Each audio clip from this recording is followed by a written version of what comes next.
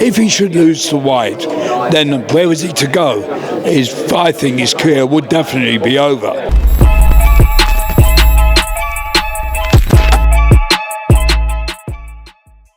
This is Jonathan Agger, Fearful Pro Boxing fans, joined by journalist Colin Hart here at the Anthony Joshua Dillian Whyte press conference in London. Colin, how are you doing? Doing very well, thank you. Good. So Anthony Joshua back out against Dillian Whyte. Were you surprised this fight is happening? I am very surprised. It's a great fight, don't get me wrong, I'm pleased it is happening. But if Joshua's got Wilder in Saudi in either December or January, makes me wonder, why is he taking such a dangerous fight against Whyte? Because if he loses, that's 60 million odd pounds has gone out the window. So yes, I'm a bit surprised it's happening, although after all the jaw, I'm glad we're going to see a war. That's my question. Do you think it will live up to the billing of a war? Because, you know, in the previous couple of years, people have questioned both Joshua and Whyte, how much of that killer instinct they still have left. So what do you expect this fight to look like?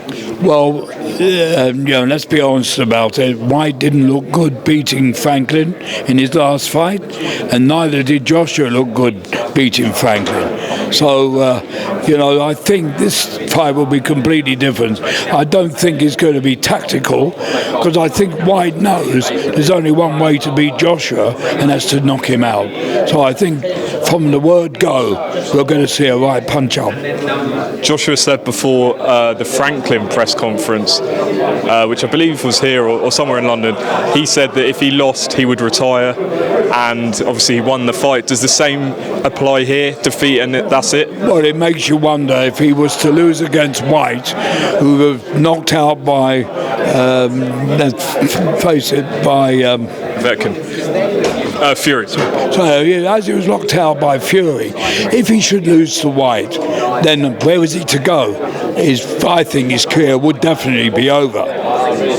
And then just mentioning Tyson Fury, there's rumours of him facing UFC heavyweight Francis Ngannou. What's your thoughts on that? Obviously not the fight people really want to see, but there are rumours suggesting that is next. Yeah, well, I don't want to see it because it's a phony fight for me, but I can understand there'll be a huge amount of money involved, and therefore that's why it's likely to go on.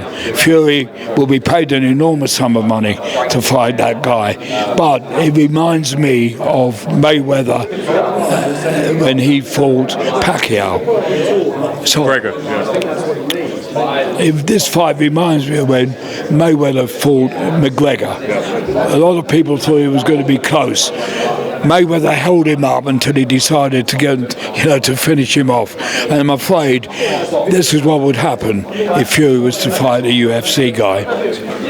Why do you think he wouldn't fight someone like Martin Bakole, who's out there, or someone like that? Why do you think he's going this route?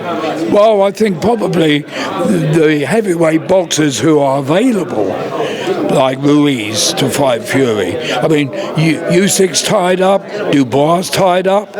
Now we've got Joshua and Whyte tied up. So the only one left is Wilder, and he's already fought him 3 times. So the only other fight he could possibly have with a top heavyweight would be Ruiz, and Ruiz would probably want a king's ransom to go in with Fury. So there's all that to be taken into consideration. That's why he's probably fighting the guy he may fight UFC.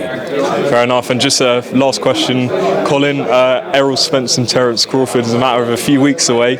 A lot of people are saying this could be like Marvin Hagler and Thomas Hearns. Tell me about this fight. Well, Hagler and Hearns was middleweight, and I was there for that fight. But it reminds me of the welterweight division when Leonard fought Duran, which to me is the best fight I've ever seen in my life. 15 rounds of absolute brilliance, and this fight between Crawford and Spence could equal that. I mean, it just about at the right time. He nearly went too far, like Mayweather-Pacquiao. That was 7 years in the making and should have taken place at least 3 years before it did. But they're both in their 30s. They're both unbeaten, and I think Crawford is just a little bit more versatile than Spence, and I fancy him to win. Just on Hagler Hearns, what was it like to be ringside for that fight? Because not many people can say they were there for that. What was it like? Was it that night? I was not only doing my stuff for the Sun newspaper, I was working with Ian Darke doing the BBC commentary, and it's arguably the greatest first round ever seen in a World Championship fight. And it was out in the open air in Vegas, and anybody who's been to Vegas in the summer knows how dry the air is in Vegas. And I watched that in 3 minutes, apparently with my mouth hanging open.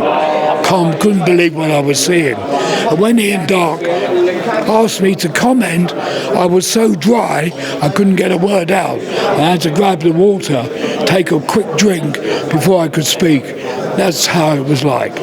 Wow, unbelievable. And if Spence Crawford is half as good as that, it'll be a very good fight. Colin Hart, appreciate your time, and check out your work on the Sun. I'm sure you're going to do a column about this fight after the press conference. I'm going to do my best. Colin, appreciate it. Thank you.